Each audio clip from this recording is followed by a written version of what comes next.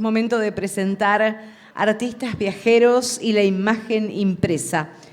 El legado artístico de los artistas viajeros marcaron el imaginario colectivo sobre las nacientes repúblicas americanas del siglo XIX. Artistas que dejaron testimonio de todo lo que consideraron digno de representar: la naturaleza, lo autóctono, lo extraño, lo bello y lo sublime. Gracias a los avances y el consumo de la imagen impresa del siglo XIX, comenzó un proceso de consumo y circulación de este legado como nunca antes visto. A través de este encuentro, en donde se proyectarán diferentes imágenes, indagaremos sobre las obras, los artistas y los cimientos del arte argentino. Con nosotros está Florencia Agra, licenciada en Gestión e Historia de las Artes en la Universidad del Salvador y siguió su formación en la Universidad Nacional de Córdoba, la Universidad Nacional de La Plata y la Universidad Nacional de Lanús. Asesora en Mercado de Arte, docente titular de las materias Tasación de Bienes Artísticos, docente de Historia de las Artes Decorativas 1 y 2 en la Universidad del Salvador, docente adjunta de Principios de la Arquitectura, Universidad Católica de Salta. Actualmente trabaja en la Dirección de Industrias Culturales del Instituto de las Culturas de Almirante Brown. Le damos la bienvenida a Florencia Agra aquí con nosotros en la Feria del Libro. Bueno, un gusto estar acá en la 13ª edición de la Feria del Libro de Curuzu-Cuatiá. Bueno, como ya bien escucharon, recién me presentaron, mi nombre es Florencia Agra y yo soy esencialmente docente en Historia del Arte.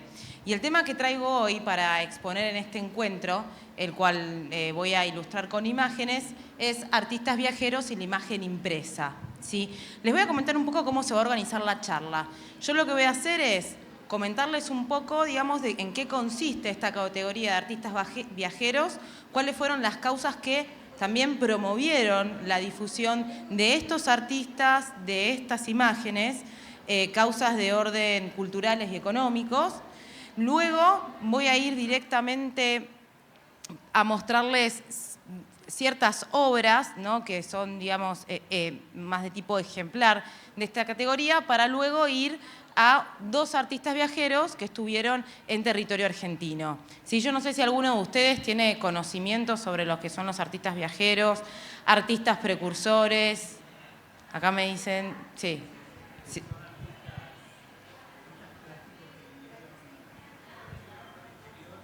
Acá.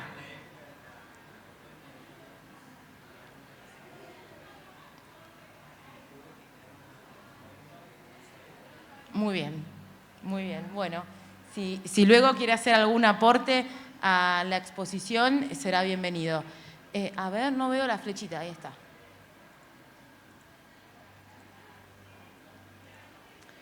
Entonces, bueno, ¿a qué nos referimos cuando hablamos de artistas viajeros? En principio, sí, me gustaría aclararles que mi formación es en Historia del Arte y la historia del arte, como gran relato, históricamente, digamos que ha dejado la producción de estos artistas en un lugar secundario.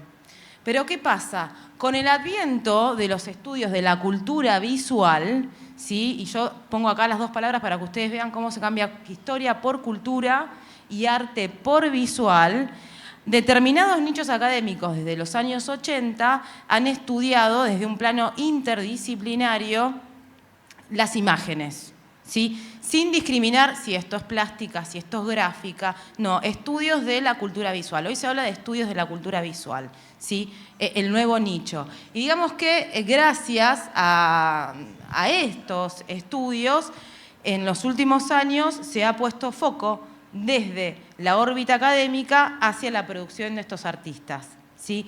Historia del arte, cultura visual. Bien, esa es la primera aclaración que me gustaría hacer. Ay, disculpen, pero no veo, acá está. ¿Y cuáles fueron las causas que facilitaron la circulación de estas imágenes? Bien, vamos a ver en principio, ¿sí? Y me voy a ir bastante para atrás y me voy a ir a finales del siglo XVIII y como pueden ver esta imagen, la Revolución Francesa. Sí, a ver, ¿por qué la Revolución Francesa? La Revolución Francesa, digamos, fue en donde decayeron muchas ideas que tenían que ver con el siglo de las luces, ¿sí? Explicar todo bajo la luz de la razón, ¿sí? Eso, digamos, dio impulso a muchos cambios de orden político, económico y social. Bien, ustedes ármense una línea del tiempo, ¿sí? Finales del siglo XVIII, 1879, ¿sí?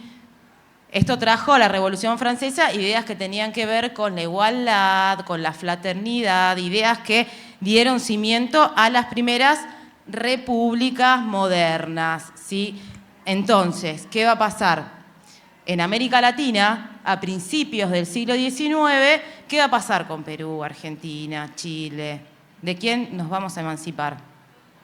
De los españoles, ¿sí? Se van a fundar las primeras repúblicas. Por lo tanto, este territorio americano que estuvo vedado para los ingleses, para los franceses en la época de la colonia, ahora se abre, ¿sí? A ver, ¿podían venir los ingleses y los franceses en la época de la colonia? Sí, pero era mucho más burocrático. Ahora no. Aparte, ya comienzan, digamos, a venir, digamos, más séquito, digamos, de estos franceses, ingleses, alemanes, de una forma más asidua por también avances tecnológicos. Imagínense, a ver, siglo XVIII, siglo de las revoluciones, Revolución Francesa, Revolución Industrial, vapor, barcos, podían venir, digamos, de una forma más accesible. Siempre en la historia del arte hablamos comparando con lo que venía antes, ¿sí? No lo voy a comparar con los aviones, por supuesto. Esto, digamos, facilitó la difusión de ingleses, franceses, acá a territorio americano. Y ahora sí me voy a poner a hablar estrictamente de los artistas, ¿sí? Artistas académicos de finales del siglo XVIII y principios del XIX, al ser académicos tenían una formación programática en la formación artística. Y parte de esta formación, había un periodo que le llamaban el Grand Tour. ¿Qué era el Grand Tour? Era como hoy los chicos hacen un viaje a Inglaterra para estudiar inglés cuando terminan quinto año, bueno, era lo mismo, ¿sí? Era parte de la formación de los artistas, el Grand Tour, ¿bien? Algunos artistas que destinos iban a elegir, que tenían formación académica. Iban a elegir Roma, Grecia, ir a conocer el Partenón, estudiarlo. Y otros buscaban destinos más exóticos. América, Marruecos, todo lo oriental, ¿no? En donde la civilización, entre comillas, no había llegado. Digamos que en este entonces venir a América, digamos, había que ser como mucho más, disculpen la palabra, corajudo, ¿sí? Porque no es que iban a los centros, iban a las afueras, en donde todo era muy virgen. Digamos que los movilizaba un espíritu romántico y aventurero muy importante. Bien, esto lo voy a pasar. Vamos a ver, digamos, algunas imágenes, ¿sí? Acá voy a mostrarles algunas imágenes. A ver, espérenme un minutito. Voy a ir acá, para no marearlos. Bien, finales del siglo XIX, yo ya les mencioné varias causas, ¿no?, que dieron, digamos, un terreno fértil para que venga más gente a América. Y dentro de estas personas, artistas, ¿sí? Otra cosa importante, el siglo XIX va a ser el siglo de las expediciones científicas. Y acá sí traigo al padre de las expediciones científicas, que va a ser Alexander von Humboldt, gran naturalista, vulcanólogo, geógrafo, escritor. Va a ser un hombre del Renacimiento, pero de principios del siglo XIX, ¿sí? Y este señor, para las expediciones científicas, iba a necesitar quien ilustre los relevamientos. Y entonces, ¿a quién iba a convocar? A los artistas, a los ilustradores, ¿sí? Por lo tanto, y acá ya estoy definiendo artistas viajeros, la producción de los artistas viajeros, esta categoría, va a hacer referencia a artistas que legaron su producción en América, ¿sí? No necesariamente tienen que ser artistas profesionales. Podría ser, por ejemplo, un marino, como en el caso que vamos a ver, que estuvo 5 años en Argentina y nos legó las primeras imágenes, ¿sí? Vamos a Francis von Humboldt. Francis von Humboldt, por ejemplo, publicó este tipo, digamos, de publicaciones de tintes científicos, en donde realizaban relevamientos geográficos del patrimonio y tuvieron mucha difusión, ¿sí? Estas producciones. ¿Por qué?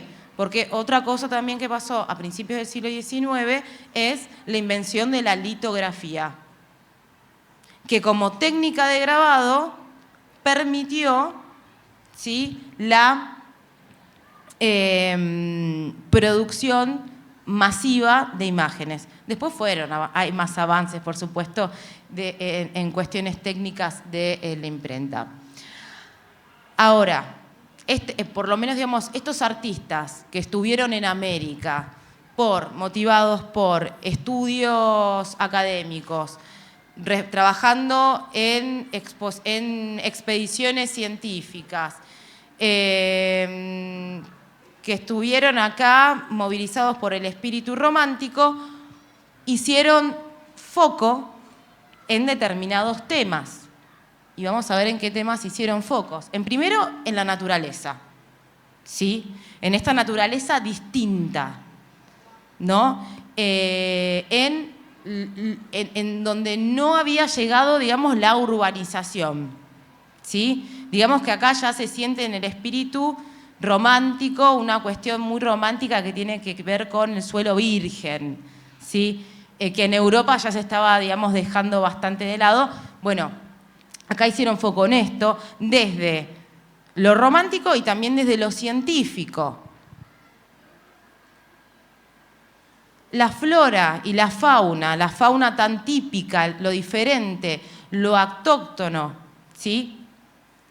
Imagínense que parece loco, porque América se descubrió en 1492, pero digamos que todo este conocimiento fue vedado por muchísimos años y gracias a estos avances y estas aperturas, en Europa surgió lo que se llamó una hispanofilia y un género que era lo pintoresco, y lo pintoresco era lo distinto. ¿Y dónde iban a encontrar lo distinto? En América, ¿sí? Y también, a ver, vamos a ver esta imagen y yo le voy a preguntar a usted, señora, si esta imagen usted no la enmarcaría y la pondría en la pared de su casa. Es bella, es bella. También surge en el siglo XIX lo que es, digamos, un coleccionismo gráfico, ¿no? Que no es tan costoso. Ya había público de arte, no existen más los coleccionistas, los mecenas, ya hay un público, ¿sí? Voy a seguir. Ay, perdón, fui para atrás.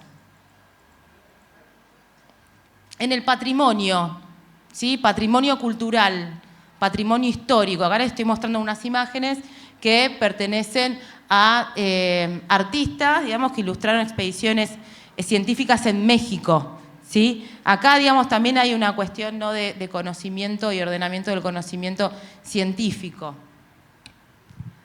También hay una cuestión en poner foco en el tipo antropológico, ¿sí? En los tipos.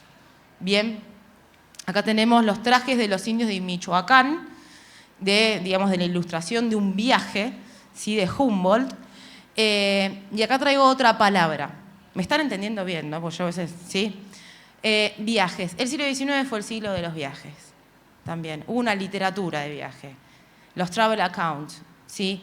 Ya, digamos, los travel accounts surgió como una suerte de género, que es las memorias, digamos, de un viajero, que a nivel histórico nos sirve también muchísimo a los que estamos en el plano, digamos, de la historia, conocer estas naciones, estas repúblicas nacientes desde los ojos extranjeros, ¿no? Que a veces ven más que quienes habitan.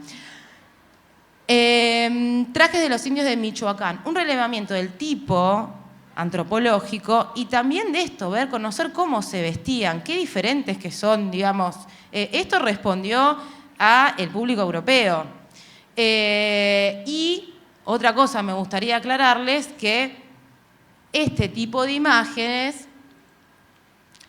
tampoco es que están huérfanas de toda fantasía. Digamos que podríamos decir que muchos artistas algunas cuestiones las han aumentado, ¿sí? Para hacerlas más pintorescas todavía. Por eso, cuando se toma como testimonio histórico hay que verlo con cierta prudencia. Bien, acá tenemos, por ejemplo, de Claudio Linati, un artista italiano, piamontés, que estuvo en México, que acá nos deja los tipos, costumbres mexicanas, no nos cuentan. Miren cómo trasladaban el agua. ¿Sí? Ahí, bueno, la imagen que vemos ahí es un héroe de la independencia de México, el cura Hidalgo, ¿sí? Y esto, no me quiero ir por las ramas, lo traigo también un poquito para comentarles que en el siglo XIX se dio esta tradición de culto al héroe, culto a los héroes de la patria, culto a San Martín, O'Higgins, Bolívar, ¿sí? Y acá, por ejemplo, vemos lo que es un escriba. Vamos a seguir pasando. Ven acá, ¿qué dice ahí? Dice costumbres mexicanas, una mujer tehuana. ¿Saben quién era Tehuana como artista? Es una artista, digamos que en los últimos años se le dio mucha visibilidad. Casada con un muralista mexicano. Frida Kahlo, tehuana, ¿sí? Así, digamos, eran, digamos, las mujeres tradicionales tehuanas. Miren acá, yo no sé si recuerdan el retrato de Frida Kahlo, ¿sí? Con un coronamiento tipo blanco, porque ella, digamos, reivindicaba su raíz tehuana, ¿bien? Acá está como traslúcida, yo no sé si este tema de las transparencias, lo dudo, no lo dudo. Y acá traigo algo ya más de la Argentina que, a ver, seguramente algunos de alguna generación conozcan este tipo de imágenes, porque este tipo de imágenes, ¿se acuerdan de las revistas Villique, El Anteojito, que tenían para recortar figuritas? ¿Hicieron trabajos para los días patrios, en donde hacían collage? Bueno, yo me acuerdo que en Anteojito, en la parte de atrás, venían todas figuritas para recortar, y cuando comencé a estudiar Historia del Arte me di cuenta que eran estas, y acá les voy a mostrar unas imágenes de algunos artistas, también de origen europeo, que estuvieron en Buenos Aires y se publicaron estas imágenes en unas publicaciones de una empresa litográfica, Bacle, de 1828, en donde también se publicaban esta cuestión autóctona, típica, ¿sí? De Buenos Aires, ¿sí? Por supuesto, esta cuestión un tanto exacerbada, ¿no? Miren acá a la derecha, esta figura femenina con su típico peinetón, que el peinetón también era un atributo de jerarquía social. Todas las porteñas estaban locas por tener, digamos, el peinetón más grande, valía mucho dinero, ¿sí? Era como, o sea, era, a ver, para armar un tipo de analogía, un paralelo, era como, no sé, la que tenía el peinetón más grande era el que tenía el anillo con más quilates, una cosa así. Y el gaucho. La verdad que a los artistas viajeros siempre les llamó, siempre pusieron foco en los pastores latinoamericanos. El gaucho, el guaso, el llanero, cómo se vestían. Era, digamos, una figura recurrente en lo visual de esta época. Vamos. ¿Alguna pregunta hasta acá me quieren hacer? Ya entendieron las causas, todo, listo. Vamos a la Argentina. Acá, digamos, en la Argentina, ¿sí? Vino, de uno de los tantos que vino, un artista que se llamaba Joan Mortís Rugendas. No sé si alguno de ustedes lo conoce. Bien. Rugendas, al igual que muchos, primero vino a América en un viaje bajo una expedición científica de un biólogo que se llamaba Langdorf, y hizo su primer viaje a Brasil. En este viaje trabajó para la expedición científica. Hizo relevamientos de tipo topográficos, de la flora, de la fauna y también de tipo antropológico. ¿Sí? Y miren acá este grabado, ¿sí? Porque todo esto se difundió y circuló gracias a las técnicas, digamos, de grabado, si no conocida, en donde vemos diferentes rostros. Congo, que dice ahí arriba, Angola, y a la izquierda.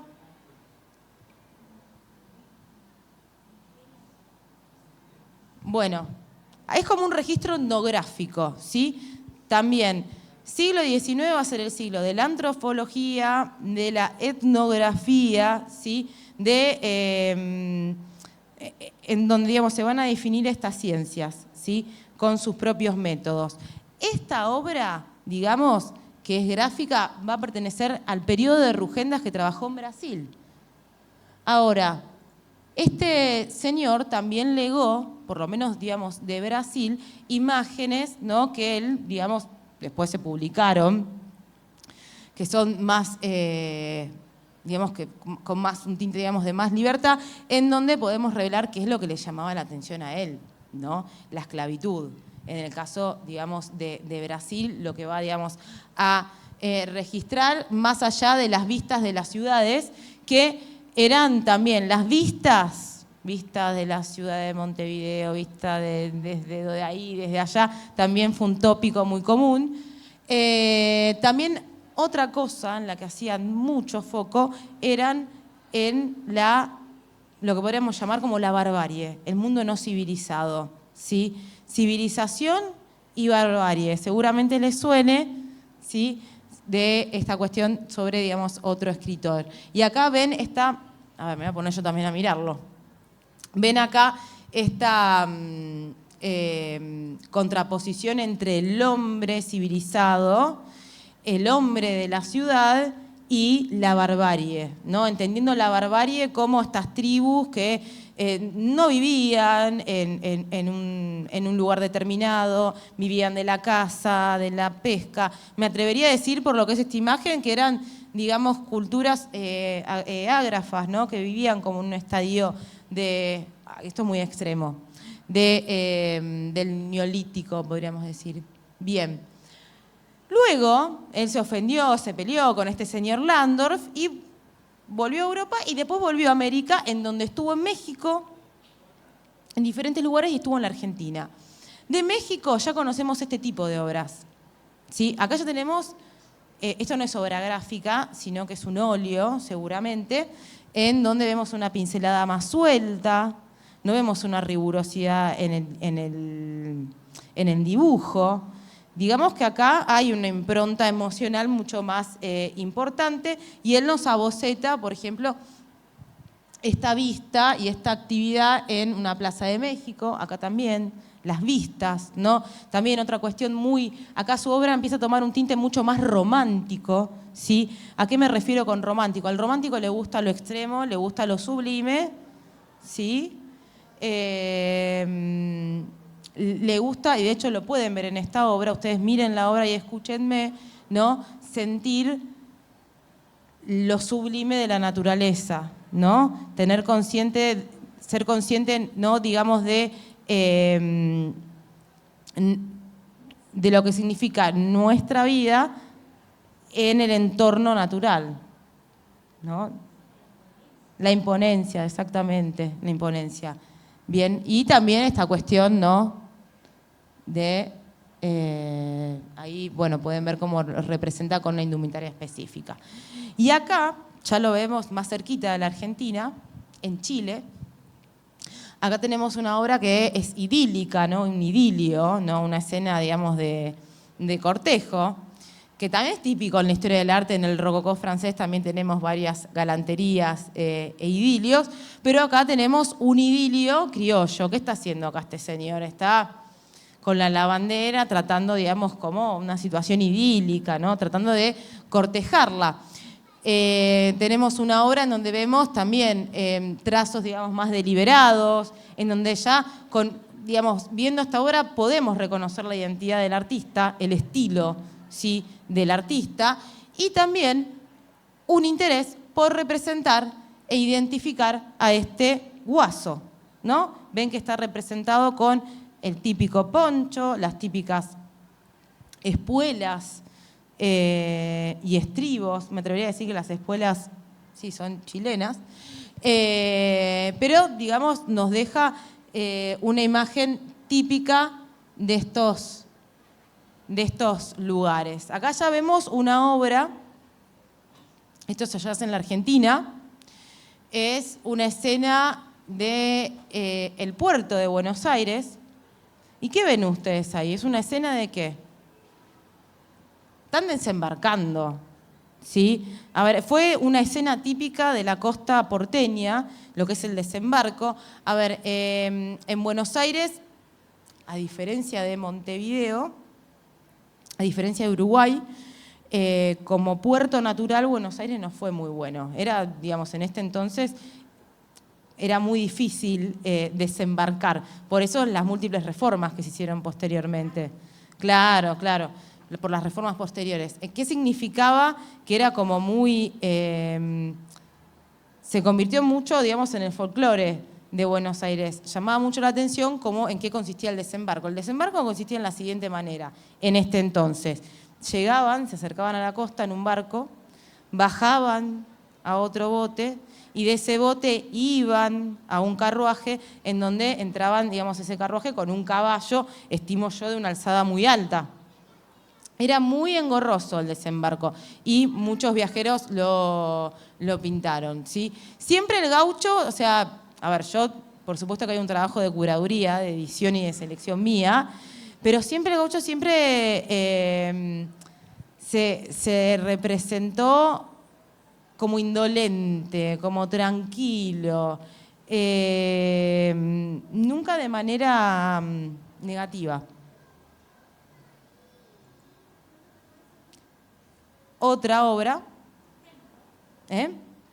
sí, otra obra, que esta está en una colección particular, es El rapto de la cautiva, ¿sí? Que a mí me parece interesante esta obra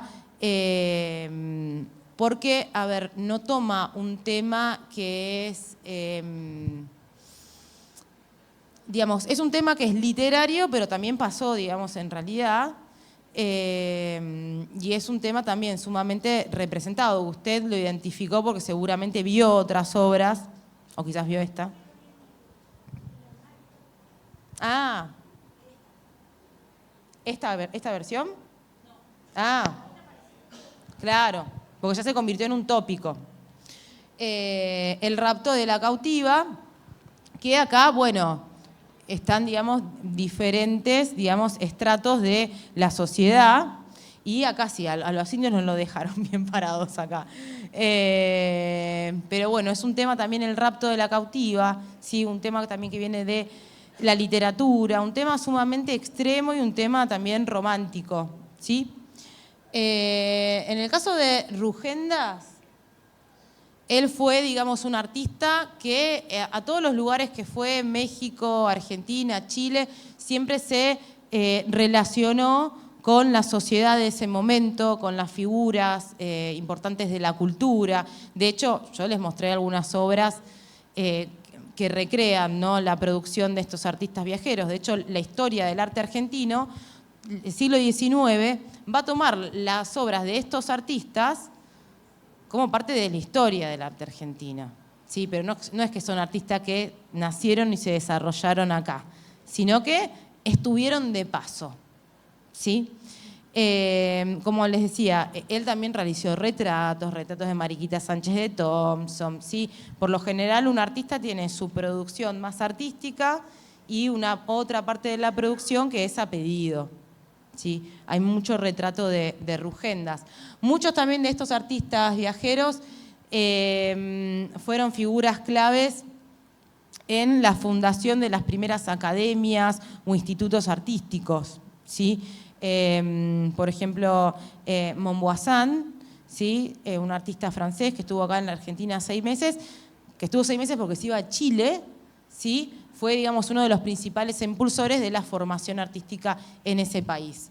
Y por último, voy a traer a otro, también que estuvo acá en la Argentina, que se llama Émeric Exes Vidal, ¿sí? Apellido francés, pero él había nacido en Inglaterra, venía de familia francesa. Fue un marino que estuvo en expedición en Brasil, en Montevideo y Buenos Aires, y fue uno de los primeros que dejó imágenes de lo que fueron los primeros años de la Argentina independiente. Sí. De hecho, él tiene un libro que se llama Vistas de Buenos Aires y Montevideo, que en 1820 se publicó en Inglaterra en la editorial, si mal no recuerdo, Ackerman. Bien, acá tenemos la imagen de la iglesia de Santo Domingo, en donde vemos la iglesia sin una torre, ¿sí? Vemos a las damas porteñas. Voy a mostrarles otra imagen. Y, a ver, estos artistas, acá tengo dos imágenes, sí que las estoy contraponiendo, es la misma.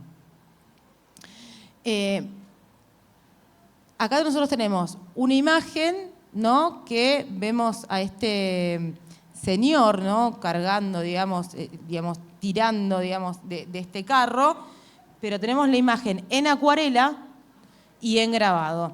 Esto, para aclararles qué cosa, estos artistas que venían a la Argentina, América y más, no es que, o sea, ustedes en la historia del arte van a ver óleos sobre telas, imágenes gráficas, a ver, no estaban pintando como los artistas impresionistas al plein air. Ellos hacían bocetos, ¿sí? Iban con sus cuadernos, sus acuarelas, sus dibujos, hacían bocetos y esos bocetos después quizás los llevaban a óleo o los llevaban a grabado, a una empresa litográfica. ¿Ven cómo cambia la imagen? ¿Ven cómo se definen mucho más los contornos?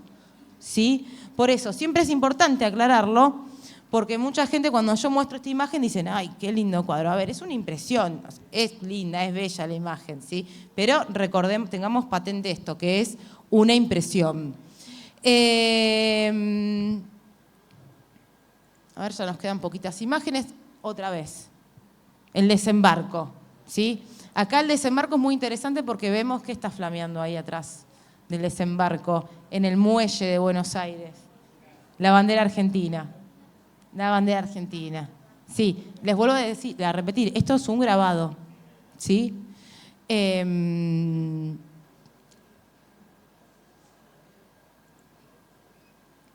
Así que bueno, ¿tienen alguna preguntita para hacerme?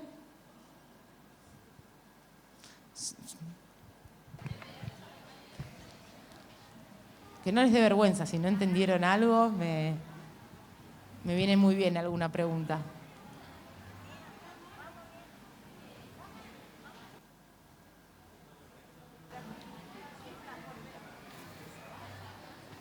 Y sí.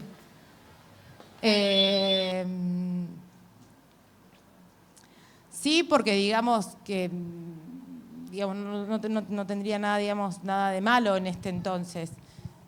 Ahí, digamos, a ver, voy a ver si pueden ver. Acá, digamos, también, digamos, en este caso, digamos, esta imagen nos sirve también como relevamiento para conocer la arquitectura de ese momento. Ven, digamos, el fuerte. A ver, acá no traje muchas imágenes, o sea, no traje más imágenes para no... porque si no, no se puede procesar nada. Pero, digamos, en el caso de Vidal tenemos varias imágenes de esta área en donde nosotros podemos ver el fuerte, la aduana... ¿Cómo? La Recoba, sí, pero la Recoba, mira, si yo te digo que es de Vidal, quien dejó... No de Vidal, pero sí de Enrique Pellegrini. ¿Sí?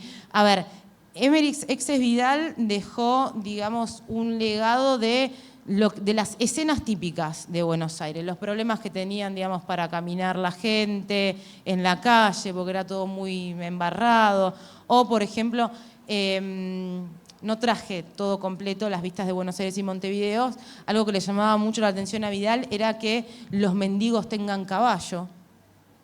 ¿sí?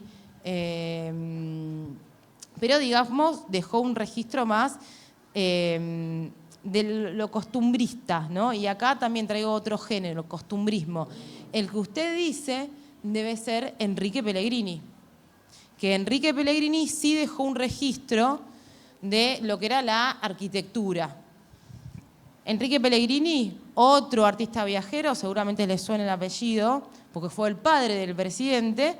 Él era ingeniero hidráulico y vino a la Argentina convocado por Rivadavia para hacer proyectos que tenían que ver con el agua y de Buenos Aires, la distribución y todo, y después, bueno, no los pudo llevar a cabo, se quedó sin trabajo y empezó a hacer retratos, dibujos, ¿sí?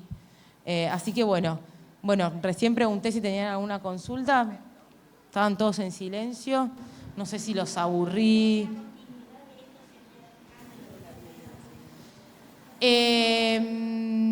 Cándido López, ya, a ver, yo prácticamente lo que te mostré es la primera mitad del siglo XIX.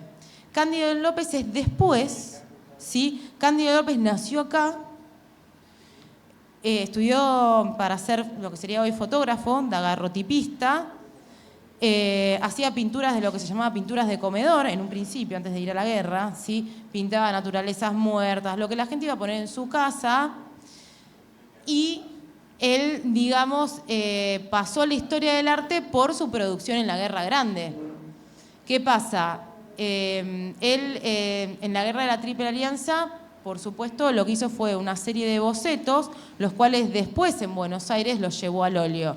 Pero es muy importante ver cómo encuadra él las obras, que es algo en que se destaca por su formación de fotógrafo. Porque como a nivel pictórico era como muy naif, ¿sí? Pero tiene unos encuadres, unas composiciones, sí. Pero no eran batallas dramáticas, eran muy narrativas y documentales. De hecho, yo creo que si hoy lo traemos a Cándido López y le preguntamos, ¿usted es artista? Él te iba a decir, yo soy documentalista. ¿Sí? Sí. Es lamentable lo que Cándido López, es muy triste la vida, porque no fue puesto en valor en vida como excombatiente. Y bueno, y legó todas muchas obras que fueron parte de la colección del Museo Histórico, y parte en los años 70 se trasladó al Bellas Artes. Eso es muy interesante, porque al trasladarlo al Bellas Artes ya se abren, digamos, otras aristas más artísticas sobre su producción, más estéticas. Para mí sí, yo creo que sí, es una opinión, no es documentalista. Sí. Bueno, Flor, muchísimas gracias por tu presencia. No, y a Florencia Agra, para los que se sumaron un poquito más tarde, esta conferencia sobre artistas viajeros y la imagen impresa.